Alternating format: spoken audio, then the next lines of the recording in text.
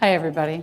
Welcome to the National Press Club. I'm Alison Kodjak. I am the president of the club and the Washington Investigations editor at the Associated Press. So on behalf of the club and our Journalism Institute, welcome to Pro Tips, the Writing Workshop 2019. We're incredibly happy to have you all here and to have such an amazing group of writing pros lined up to teach. I'd like to introduce our panelists for this first session, how to publish a best-selling book. I'm sure we'll all learn exactly what to do today. To my immediate left, I have Rafe Sagalyn, a literary agent based in Washington, D.C., who represents primarily journalists, historians, thought leaders, and perhaps a person in this room. Lynne Olson is a New York Times best-selling author of 8 books of history. Her latest bestseller, Madame Foucard's Secret War, the daring young woman who led the largest French spy network against Hitler, was published by Random House in March of this year. Before becoming a full-time author, Olson was a journalist for the AP, gives me hope, and the Baltimore Sun. And to my far left is Gail Ross, president of the Ross Yoon Agency, where she represents a variety of important commercial nonfiction. She's also a media lawyer with Trista Ross Shadler & Gold, PLLC, where she advises individuals, companies, and nonprofits on copyright, publishing, new media, and licensing. And she had some really good news today about one of her clients being a finalist for the National Book Award. So please welcome everybody here. Go ahead. I'm going to just... I should have worn that shirt. Yeah. So I'm just going to throw it first to Gail, who's going to talk a little bit about just what is a good book idea. Thank you, Alison. I want to just say a couple things. I do a talk every year to lawyers in D.C., and I have to do all this incredible research about percentages of this and that. And so I just wanted to give a 2-second background context on the publishing business as it stands right now. And I think that it's actually quite a very good time, particularly for nonfiction. While the American Booksellers Association, that's the trade group for the independent stores, grew from 1887, there's 1,887 members with 2,524 locations as of May. And that's up from only 1,650 10 years ago. So that's a good thing. Although Amazon reigns, there's no question about that. Amazon controls 88.9% of ebook unit sales, 42% of physical book sales, 83.6% of ebook readers, and probably most audio readers as well. And the interesting thing that's changed too in the last year is that audio percentage, the percentage of all book sales that are in audio is up to 20%, and that's quite significant. The other thing I should say is the sort of push-pull of ebook versus print has pretty much settled down. I think that we would all agree that 10 years ago we were sure it would be 50-50, or maybe by now there wouldn't be print books, but it's actually stopped. And today, 80% of books are print books and 20% are ebooks worldwide. Varies by genre. In the fiction world, it's much more ebook than that, especially in romance or mysteries. People who read 3 and 4 books a week are often buying them on the ebook. But also, it's quite true that most people who read print books, or most people who read a lot of ebooks, also read print books. So in terms of I'm here to talk about ideas and agents. I always tell people when they say, am I ready to do this? What do you need to do this? I talk about the table test, the 4-legged table. And one of those legs is a great idea. And I'll come back to that in a second. The other is a great book proposal, and I know Rafe's going to talk about that. The other is a platform from which you, as the author, can help the publisher sell as many copies as possible, and that's reflected in the proposal. And then finally, a good agent. And now, I always say that at times you can put a matchbook under one of those legs to make the table not so wobbly. So they're not all completely equal requirements, but it does seem to work. So in terms of my assignment here is idea and agent. So I got 2 legs of the table. How do you figure out if you've got a book? I sat with someone this morning who said, is this a book or a magazine article? Now today we have to decide, is it a book, is it a magazine article, is it a blog, is it just an audio, is it a podcast, or is it something I should put in my drawer? And that is probably the hardest thing. And what's, for most of us doing, especially nonfiction, and even in the fiction world, there are a lot of really interesting publishing imprints out there and who are open for strong proposals. And rarely do they, I can go out with a great proposal to 15 publishing houses and only 3 will like it. So that what I thought was a great idea, they didn't. So it's tricky and it's not an exact science.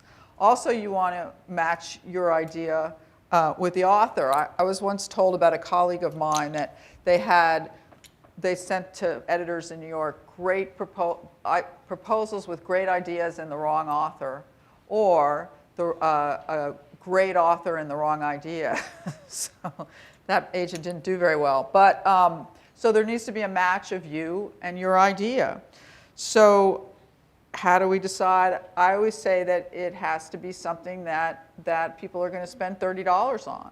It has to be something that keeps you up at night because you want to spend 30 years on it or 30 months on it. Or it has to be something that somebody's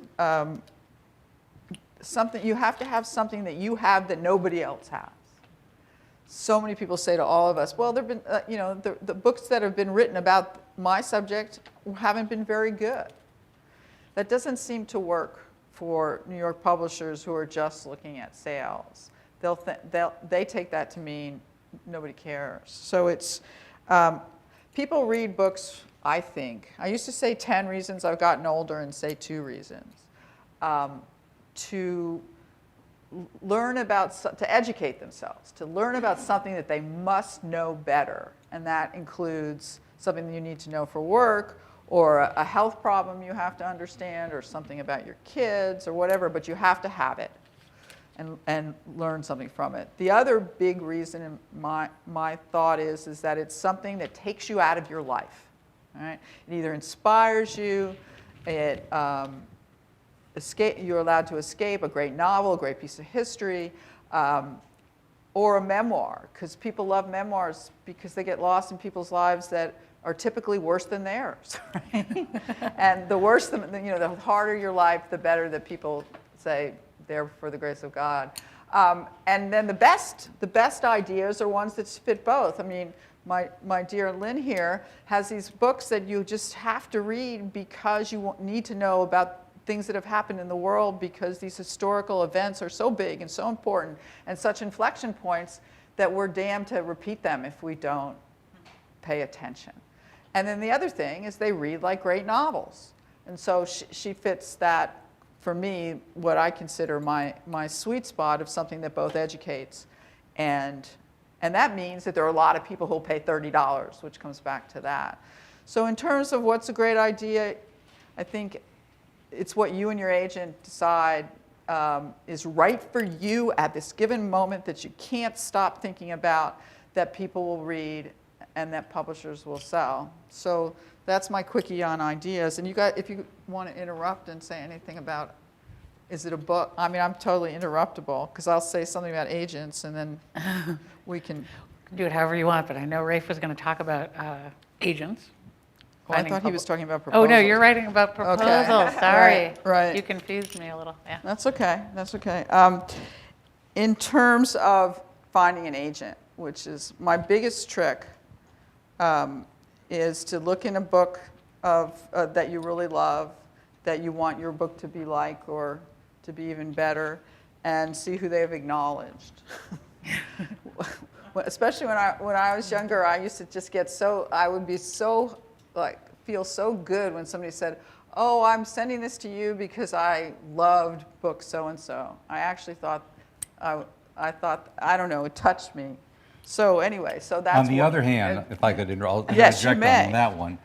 For example, I completely agree with Gail. That is one of my top recommendations to find an agent, is to read the acknowledgments of a book that you admire. On the other hand, Just to give one example, I represent Rick Atkinson, who wrote a trilogy on World War II. So if the cover letter says, I understand that you represented the trilogy on World War II, then you're going to be interested in my book on D-Day.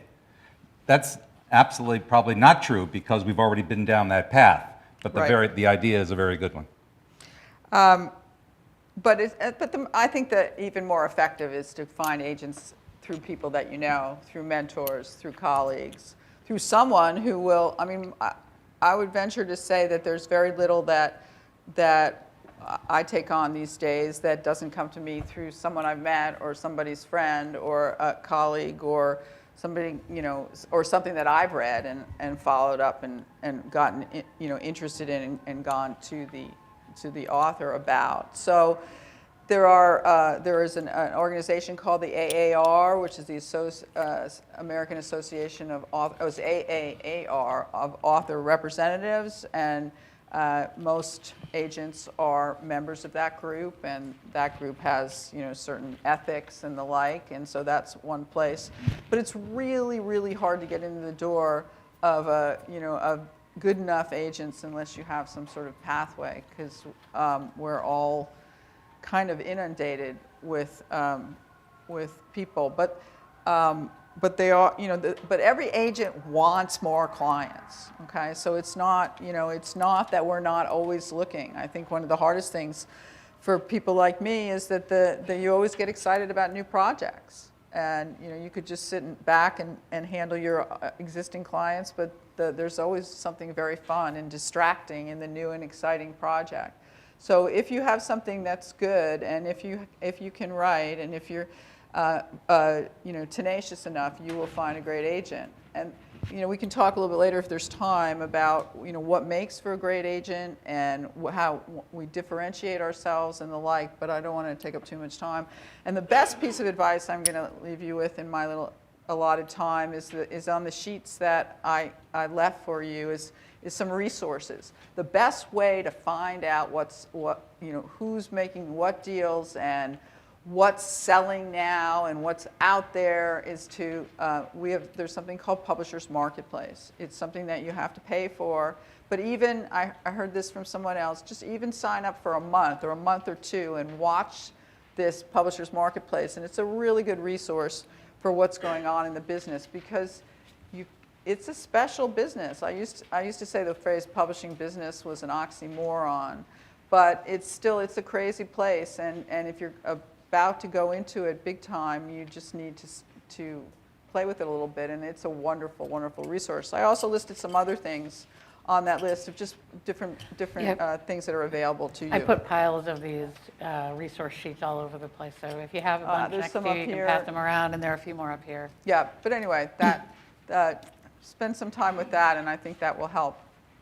Okay, so we're going to move on to Rafe, and I just have to read this subject because I really appreciate it. It says, writing a proposal with the help of an agent, parens, why agents bulk purchase ibuprofen and vodka? So we'd like to not cause you to do that, so how can we write a good proposal? Well, I just want to build on ever so briefly on something Gail said, which is the landscape of publishing, the context, how the business has changed. And it's something that we all know intuitively, but let me just underscore it if I could, and that is 20 years ago, 10 years ago, you could go into any strip mall in America and you'd find a bookstore. It would be a Borders or a Walden's or a Books A Million. We're all familiar with that. But over the last 5 years, especially one of the seismic moments was the closing of Borders, which was about 10 years ago. And today, there are no bookstores in any of those strip malls. And then you have the dominance of Amazon. So the interesting point is the implications of that for publishing. The implications of that for publishing is, in my view, that publishers are streamlining their lists and they're being much more highly selective. And I would say that up until about 5 years ago, it was very much of a seller's market, which was a very good time for agents because they were filling their lists to accommodate all those bookshelves and all those bookstores. And now that they've streamlined and pulled back, it's much more of a buyer's market than it ever was before. And that is the kind of context which puts so much more emphasis on book ideas, packaging, book development, and ultimately what we call the book proposal, this document which is the key document. Oh, let me just say, we're obviously talking about exclusively about nonfiction here. The fiction market, we can talk about fiction. I do a little bit of fiction, and that's really another subject. But on the nonfiction is this book proposal. It could be anywhere from 3 pages to 100 pages, is the key document that agents like us work with and work with authors. And often it can be a multi-draft, many-month process by which we work on not only framing the idea, coming up with a table of contents, titling. I can't tell you how much time we spend on titling and what we call packaging, which is not at all a dirty word. So these are all the key things that we do when we work with writers on proposals. And I'm just going to mention just a couple of really quick stories of what are winning ideas that get our attention. I mean, I'll give you one idea. It was a book that I wanted to do. Sometimes agents have ideas of their own. I was talking to a friend of a good friend who was a top gerontologist at NIH, and he wanted to write a book. And I said, is there a best-selling book that I could do? And I thought for a moment, and I instinctively said, if you could write a book called The Alzheimer's Cure, I think that would be a pretty guaranteed bestseller. And of course, he pulled back and said, I could never do that. I would never walk in this town again. Years later, somebody did do a book called The Alzheimer's Cure, and sure enough, it was a big bestseller. But there was a case where the title grabs you and wins you over. It was fiction? No. On a more serious, on a historical level, this was a number of years ago. I represented a historian named John Barry, who was from New Orleans, and he came to me and he said, I want to write a book about the Mississippi River flood of 1927. And I go, why would anybody be interested in the Mississippi River flood of 1927? And so just as a concept, that was the way he pitched it to me, and I said, gee, I don't know, sounds like a low advance university press book. And then he started to tell me, which became one of the greatest book proposals I've ever seen or read, which was that the story of the 1927 Mississippi River flood was a seismic moment in the 20th century. It was sort of the end of Southern aristocracy, the rise of the Ku Klux Klan, and it was the most devastating, until Katrina, it was the greatest natural disaster in the history of this country. It flooded 35 of the 50 states. So it required the President of the United States to send in the Commerce Secretary and get involved in the affairs of state. States were on their own pretty much. So federalism and the rise of the New Deal came out of this. And the person that the President set down to the rescue was Calvin Coolidge, and he rode this event to presidency. So anyway, and it was a way of a book proposal showing the magnitude of a smaller story, which often can happen with history. And I think perhaps this is to some extent true with Lynne's books. And so that book was called Rising Tide, and it was a great winning history and best-selling book. So there's just one example of how great ideas develop and become so much more than what they seem to be.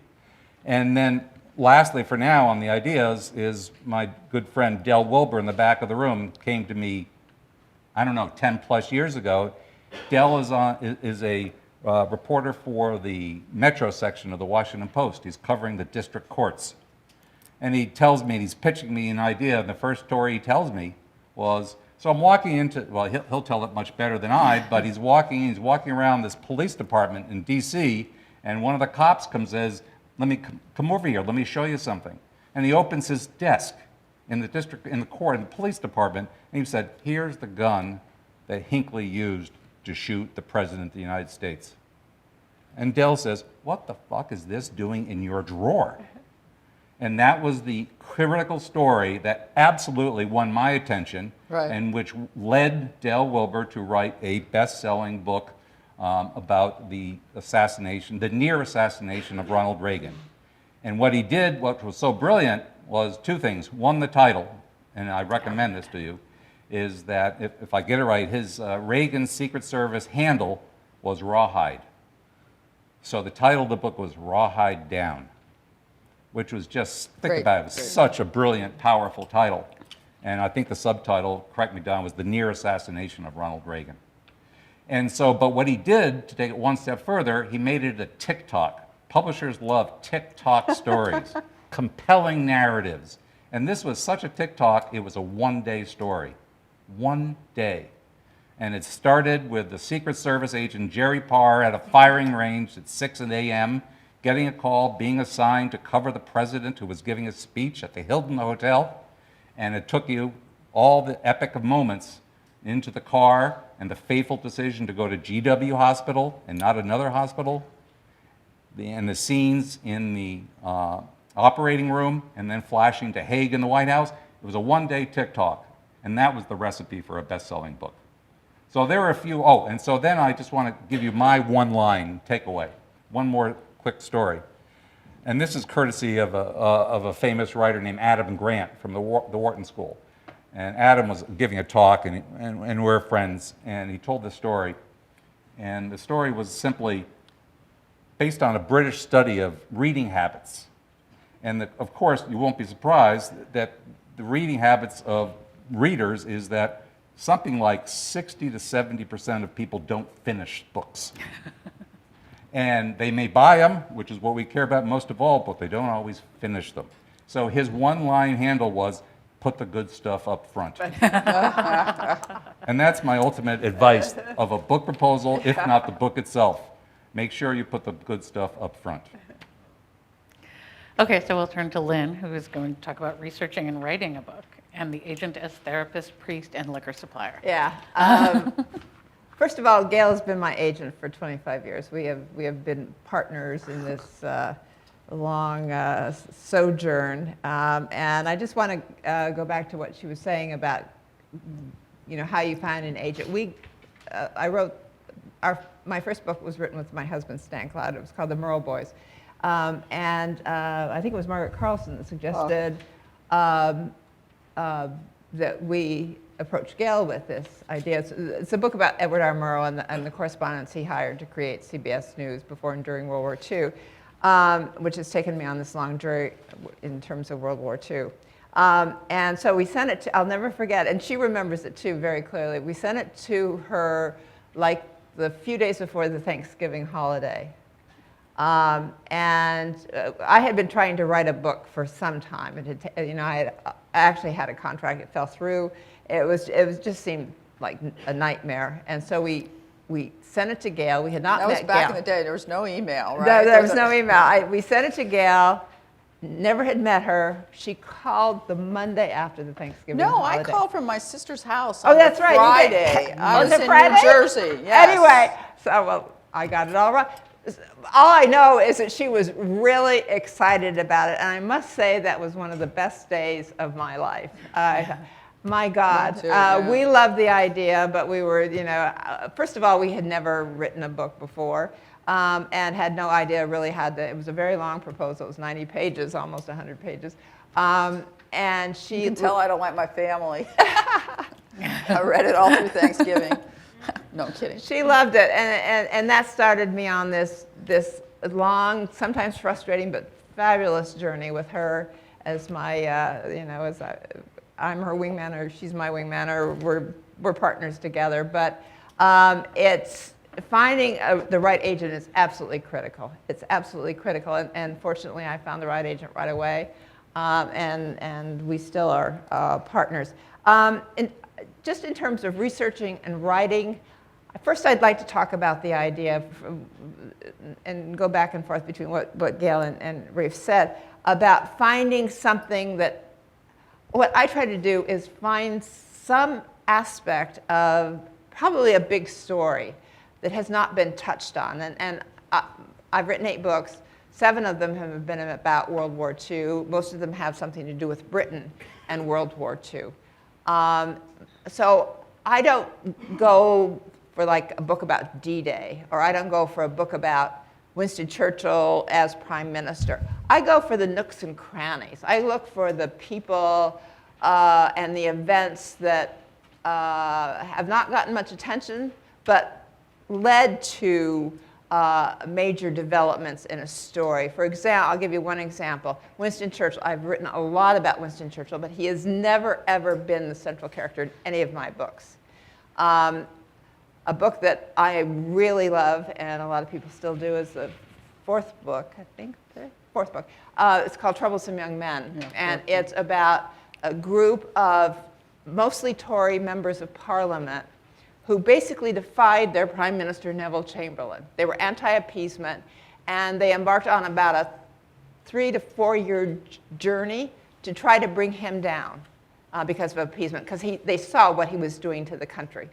So it's, Winston Churchill is there, but it's really they were the ones that were responsible for bringing him to power. And nobody had really written about them. When I wrote this book, I had not done all that much so far about England and World War II, and I thought, my God, I'm a woman. This is a very male subject. I'm an American. This is a very British subject. What in the hell am I doing? But the more I got into it, the more I absolutely fell in love with it, because it's a story about obviously an incredibly important event in world history, Winston Churchill coming to power and Neville Chamberlain being deposed. But it also has some of the most fascinating characters you'll ever meet in that book. And that's what I do. I combine characters with an event. But it's usually, as I said, a nook or a cranny of history that hasn't been what I think properly developed. And I would highly recommend it for those of you who are interested in history or whatever, is to take an event, take something big, and just read as much, if you're interested in it, read as much as you can and try to find what hasn't been written about it. That has been my modus operandi in every single book I've ever written, pretty much, is I look for forgotten characters. I look for what I call forgotten heroes, people who have made a difference in the world or in their country, but who've never gotten the credit for it. And that ranges from Troublesome Young Men, those Tory MPs, to my latest book, Man of Foucault's Secret War, about a French woman who was the only woman to run a major French resistance organization, a spy network, but has really been kind of pushed into the shadows of history, mostly because she was a woman. So how I get these ideas, basically, I go from one book to another. The Murrow Boys, it was Edward R. Murrow made his name reporting from the rooftops of London in the early days of World War II for CBS. He became certainly the most famous American journalist during the war. And in doing the research about Murrow and the correspondents he hired, I just fell in love with London during that time, World War II. I fell in love with a lot of other characters. London, I thought, had never really been explored as a character in itself during the war. And so it led me to write a book called Citizens of London, which is, London does play a major role, but I also found out when I was doing Troublesome Young Men about the American ambassador to Great Britain, John Gilbert Wynant, who I fell in love with, another forgotten character. Nobody had ever written about him. I had never heard of him before. And so he became really the major character in Citizens of London. So, as I say, basically every book has produced the next book, more or less. So we're gonna go to questions from the group. I'm just gonna start off with one. Just so raise your hand, and somebody will bring you a microphone, and wait for the mic before you ask your question. But so you mentioned you need a hero, and somebody else had mentioned the book needs a good guy. But I really love bad guys. Well, absolutely. No, So I'm that's sort of just interested the in way that. I am. I realized this about myself. I have had really great success with most of the books, but I've had 2 contracts that Gail had to get me out of because I decided I couldn't write the story. And one of them was a book I decided I'm going to switch from World War II and go to World War I. Big mistake. So my book was going to be about 3 major characters: Teddy Roosevelt, Henry Cabot Lodge, and Woodrow Wilson. As I got into it, I had a writer's block, and have never had a writer's block in my whole life. And I figured out it's because I couldn't stand any of those 3 people. And so, and I really couldn't write it. And Yeah. Gail with some difficulty, got me out of it. But that's just, I need to believe in the person that I'm writing. I mean, there have been some fabulous books about, rogues and bounders and, really bad people, Hitler, Stalin, but I can't do it. Yeah, you have to, you have to have the stomach for it. I did a book on Roger Ailes, and my client's still having nightmares, but he had a bigger vision in that he wanted to show this company for what it was, and he had to do it. But there are many, many stories of people saying they have to find something good in somebody to be able to spend that much time with them, because Don't editors often say, whom am I rooting for? Right, they do, right, yes, yeah, they do, right. yeah. Yeah, in that case, in some ways, you were rooting for my client to get enough to take down Fox. But without that, you just there has to be some good guy or good girl. Okay. We have a question, I think, right here. Will you wait for the microphone, please? Any particular reason why I'm using a microphone? Yeah, we're recording and videotaping, so other people can hear later. Thank you very much. My name is Belford Lawson. I'm a native Washingtonian and currently a federal attorney. And Okay, it's on. Okay, hold it closer, yeah. this way? Toward you. Yeah, Closer? yeah Yeah, there you there go. you go. Okay. Just wanted to thank everybody on the panel, including the moderator, for a fascinating presentation. And if the topic I'm going to mention is one that's not of any interest to any of you, that's fine, because what you've been doing is riveting, and please continue in the same vein if my interest doesn't resonate with you at all. But I was wondering whether any of you have been thinking about and would like to mention anything about types of subject matter involving Americans in America, and perhaps set sometime after 1970 that you think would be topics that would be interesting to publishers. And this is in no way in derogation of what you're saying about England. I've been in England many times. I majored in English in college. Some of my best friends are British, and the more you say about England, the happier I'll be. But if any of you has an Americanist streak in you, focused on recent decades and We what is constantly hot- have those Constantly, conversations. Constantly. well, look, I'd love to hear your thoughts about that. Yeah. Thank you. You want to start? Go ahead. No, I was just going to say, the fact is that for most of us, we're selling, the primary market is the U.S. market, and U.S. readers are fairly self-centered and want to read about themselves, and particularly today. The contemporary world, I always joke to, and you guys have heard this, that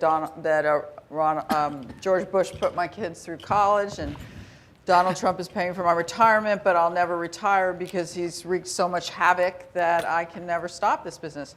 So there's lots of, we're all dealing with contemporary issues and great stories. I just have a client who finished a book about May Day here in DC, the largest rounding up, one-day rounding up of people during May 1971, and do a lot of contemporary history, both contemporary history and a lot of current issues. Look at the bestseller list today. It's full of stuff about making our world a better place, or grappling with the world as we know it. The book that you mentioned, I'm very, very, very proud that a client of mine wrote a memoir about his 42 years in solitary confinement unjustly in Angola prison. He's been out now for 7 years, and it's been shortlisted for the National Book Award, and that's probably the proudest day of my life this year. So, and on November 20th, just cross your fingers, who knows? But, so we all love American stories. Things like political polarization. Things like Me Too. Well, Yeah. Hillbilly Elegy was one of those epic books that led every publisher to have conversations, and I can't tell you how many proposals I get that will start in the tradition of Hillbilly Elegy. Absolutely. Wouldn't you agree? Yeah, there's such great interest. I have a book that's coming out next spring that, a book about abortion. A woman a researcher who studied, is the largest abortion study in America, and it looks at women who were, it's called the Turnaway Study, and it looks at 1,000 women, half of whom had an abortion in these particular places all over the country, the other half of who were turned away because in a given state it was too late by a day or 2 or 3 or whatever. And 5 years ago, 7 years ago, 10 years ago, there was no way in the world that I would have a major publisher paying a great deal of money for a book about abortion. But the times have changed, and Books on race today Yeah. are Yeah. eagerly embraced and acquired, and which goes against 20, 30 years of publishing history. right. We have a question over here. Can you hear me? Yes, Yes. there we go. As somebody who writes in the space of medicine, policy, and economics around that intersection, I'm often approached, because I have a digital presence, by university presses. And one of the first things they've always said to me as they try to kind of get me to participate in this is, you don't need an agent because you're nonfiction and, you know, the university. Can you speak to that at all? Because now I'm a little excited hearing you guys talk about it seems like you're more interested, a more kaleidoscopic view of the kind of people you represent. Well, I think that, I mean, there are lots of people who go to university presses without agents. I wear a lawyer hat too a little bit, and so I've, over the years, done a lot of university press contracts that people obtain by themselves, and I just review the contract with my lawyer hat on. But if you've got what I call a trade subject, and there are some university presses who have very impressive trade lists. I mean, there's a handful of them at least that get into the bookstores and that do some publicity for their books and even pay, you know, modest advances, but do pay advances. But I think that it just depends on if you have a trade book. If you have it, you know, I love academics who are moving to the trade, and if it's a topic that, and today is the best time in some ways for some of these very serious issues, where the major general trade publishers are looking, they love academic credentials. They love books that are based on a study or some, you know, so, I mean, the Turnaway Study, that was an exact example of that. She's an academic. 5 years ago, that would not be being published by Scribner, imprint of Simon & Schuster, in June. You know, it's just, it's a good time. Hi, I just have a couple of quick questions. By the way, thank you for all of your insights so far. Do you have any other tips, like if you're just starting to write a book proposal, like ideal length? I know you said to put the good stuff up front. Any other like top couple of tips if you're just starting out? And what if you wanted to publish under a pen name because you're like, I don't know, scared of your parents or something? No, I can't answer that. I'll talk about the, well, for me, it was a trial and error. Basically, in terms of writing a proposal, what I basically do, but it's kind of morphed from one subject to another. I write an overview where that's where what Rafe said is where you get the good stuff in. If you've had a training as a journalist, which I've had, it's a little bit easier because as a journalist, as you can testify, you're trained to get the good stuff in right away. You've got to get your reader hooked instantly. So that's really important to begin with an anecdote. To be able to pull your the reader, in this case it's the agent, and then the publisher in, and then you develop that. You say what Gail said, why you should write that book. What's important, you should do as much research as you can about competing books, about the same topic or books that are similar, what they are, how they sold, why yours is so much better than theirs. So you have to pack in quite a bit in what I call the overview. It's the first, I don't know, 6, 7, it can be 10 pages long. But where you hit the high points of what you're writing about.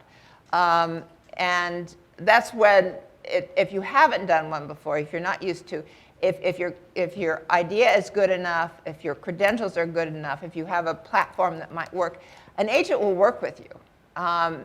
Gail has worked with me on not all of them, but on most of them, certainly when I was starting out. I went through several iterations. And that's what's great. And Rafe, I know, is the same way. You know,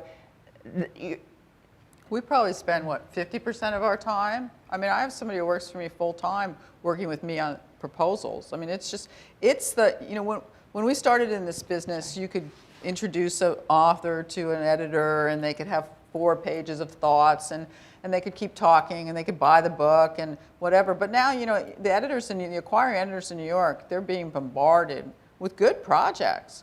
And so the proposal is more key than anything else. I mean, that's what I often say to people who are looking at various agents. If you're lucky enough to have interest from several agents and who are of a certain echelon, what's the difference that the publisher in New York isn't going to pay Rafe more money than me for the same project, unless you know, he's worked harder on the proposal and the proposal's much better and he's thought of something I could never have thought of. Certain agents are known for doing less work, having inferior proposals. Certain agents, like Gail, are known for having excellent proposals. him. These make a big difference.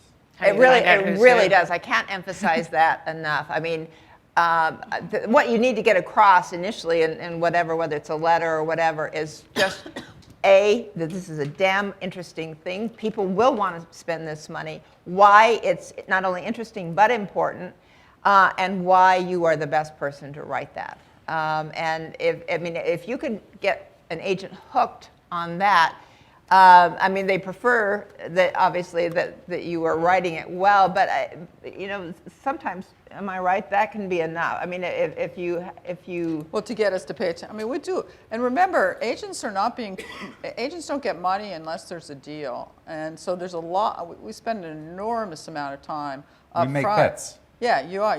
That's right. You make choices. And then if you're in, I rarely, once I decide I'm in, it's got to be good enough, because once you're in, right? And you got to see it through and make it. I'll just add 2 quick things on that. And one is that I'm always talk about readership. What's the readership Yeah. of whatever stage you're at? At a book proposal stage, your readership is shockingly small. It's really only 3 people. Only 3 people.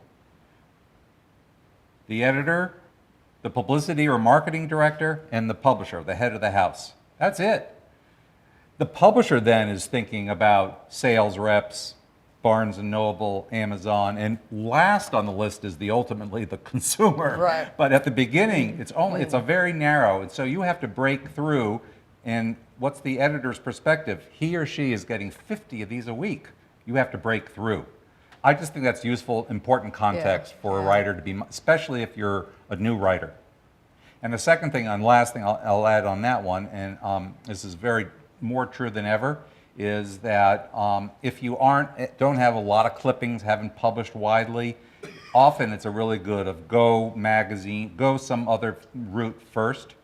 And we always say every cover of the Atlantic magazine is a 6-figure book deal. Right. So it's often good to start somewhere, the Washington Post Outlook section. It often doesn't matter where, but if you can do an article which goes viral and gets attention, you're halfway to a winning book proposal. Thank you so much. Very practical, very helpful. 2 questions. First, I'm trying to reach some kind of conclusion on the previous question about university presses versus commercial publishers. Sure, as you mentioned, they are increasingly more of a trade list, but is it correct to say then because of the lack of marketing muscles, if you have a general interest audience book, it's more optimal to go toward a commercial publisher? That would be my question number 1. Question number 2, part of the book proposal often involve telling the publisher how much you can help with distribution, right? And in that respect, what are the 3 steps that you can start taking now? If you have the story, you have the book idea. Is it some kind of mailing list or book excerpt, although the publisher wants to know if the book has not been, of course, already published elsewhere. So yeah, living in modern times where you often have people who release bits of their books, What are the steps that you can take already now, so that when you write the book proposal, hey, I have a network, I have ways to help you distribute the book. Thank you.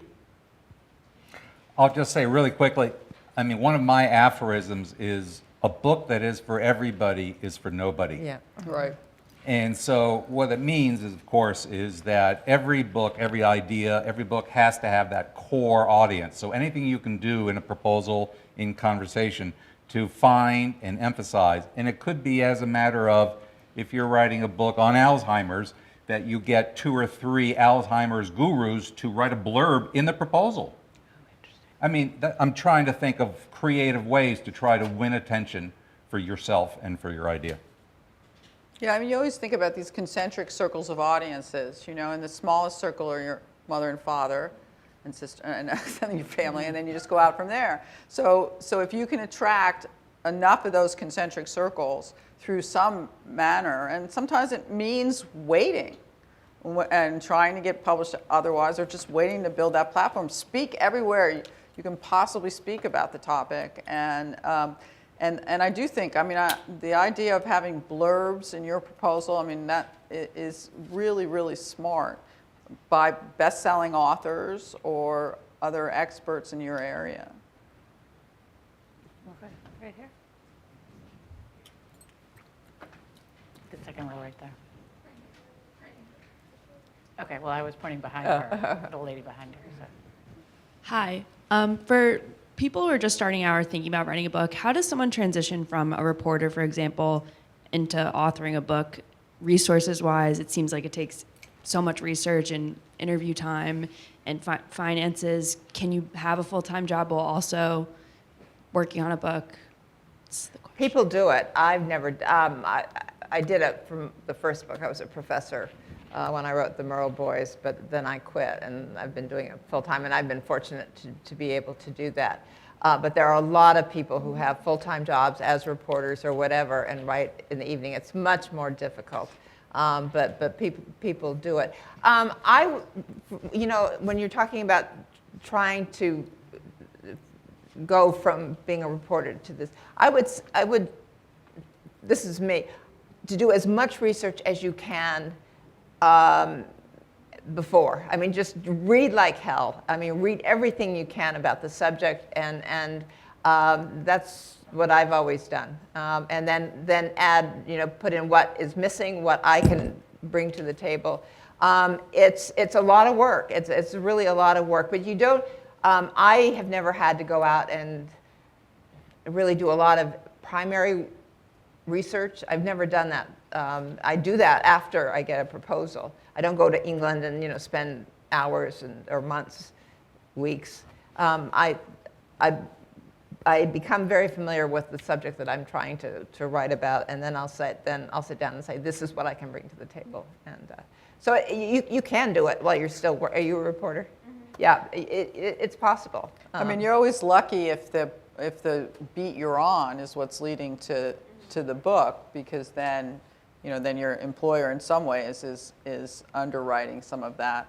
Some people go off and try to get fellowships, and there are a couple of organizations that will, if the subject matter is in their purview, you might be able to get a fellowship, and then as part of that, write your book do the research and write your book proposal. But you do have a leg up being a reporter because you've learned how to write, hopefully. I mean, that you know what's important. Yeah. There was somebody way in the back. Okay, we're going to go the second row here and then way in the back. And then I think we may have time for more after that. Thank you very much for this interesting and informative talk. So I'm working on a book that's a historical topic, and I have a couple of questions around kind of the academic trade press. I have interest from an academic press, but I've also been told this has more broad appeal, so I'm really struggling with how do you know if it's a trade topic? It's not going to be as character-driven as I'd like, because it sort of spans 100 years and different characters, some of whom I don't have a lot on. So I'm debating, should I just try an agent and get their take on it? Can I be so bold as to ask you to pitch it to us? Yeah, try the pitch. Right now? If you're game for it, I don't want to put you on the spot. Sure. Well, I'm working on a book on the history of synchronized swimming, but it's really looking at women aquatic performers going back to variety theater, to vaudeville, all the way up through Esther Williams. And so I have some early characters who are fascinating, not as much on them as I'd like to make it all about them. So it kind of spans this wide period. So I do have interest from a respected press that does sports history, but then I've also been told, oh, you've got so many great graphics, you've got really good stories in there. So Are Olympic histories, or when it became a part of the Olympics, I don't know how long that's been, is that part 1984. of the story? That's to me where the story should end, because I think the older period is much more interesting than the newer period. I just find the characters from the turn of the century to be fascinating. But then also my kind of second part of that is I have no comparison titles for this at all, and I'm really struggling for that in the proposal. Right. Well, you have to go in the sort of women's history, get outside of sports a little bit, and think about other comps. I mean, the other question too is a question of your long view in your career, because if you want to write history or women's history or sports history or whatever, the question is this the book that you go to a respected university press, you do well enough, it gets great reviews, and then you use that as a launching pad to do something that's perhaps more commercial? I mean, that's always a subsidiary question. I mean, we are all looking at, ideally, you wanted to be able to do 8 books with the same agent or 8 books with the same author, and you're thinking about what makes sense over the long haul. Okay. I think we have one question way in the back. No, we need the microphone for the video. She's coming. She's even running. Hi, I know someone touched on Alzheimer's earlier, and I'm just trying to make sure I'm clear about the blurb part. Do you mean take a blurb from somebody else's book, or I'm trying to, because this is the first time for me to ever think about writing a book, and that's the subject matter I happen to be interested in For what it's writing. worth, what I was thinking is that you go to, currently, to an expert in his or her field that is directly related to the subject, who might either blurb the idea or the proposal or the manuscript. So you have something very fresh and powerful to put inside your proposal. Like to get somebody to say, nobody has ever written anything like this in this field that I'm familiar with. Or it doesn't have to be specifically about what you yourself have written, but you need somebody to give the imprimatur that, yes, this is a groundbreaking or whatever. In the marketing section of every proposal, you want to include a list of potential blurbers, or who will, when the book is done. But, and we always, that's always a sort of stress test to decide who goes on that list, because you can't just put everybody you ever knew or everybody that the publisher would want to see. You want real people. But if you can get preliminarily something from real people in the proposal about their excitement of having you on this topic, or at least they've read the proposal or something like that, that goes a long way. I mean, we both represent a lot of first-time authors, and that makes a big, big difference. Okay, we have time for one more question. Last I question. don't mean to hijack this. Del Wilbur, Rafe's client. Esther Williams would be a book. And if you're weak on the characters earlier in history because it's hard to get them, you could use her as a lens, the woman who changed competitive swimming in movies in America. See, and they'll then you cut use right to it. And then you use the history. You weave that in because you can't explain where she comes from without understanding the past. Therefore, you now have that to me would be a marketable book because she's so well known. But you need to check, because I think there was a recent Esther Williams biography. See, that's also important to go check that before someone spouts off. But that's a great idea. Taking a slice of it and then using that, and then just build around it exactly, right. and bring in these other really interesting people, but keep going back so you have a through line. You have one person who's a through line, and you build it, and yeah, no, that's a really good idea. My heart is breaking right now because this conversation has just sort of jumped, and it sounds so great, but we have to leave this room and move on to the next panel. So I apologize, but thank you so much for being here, and thank you to our panelists. Good luck. Really great.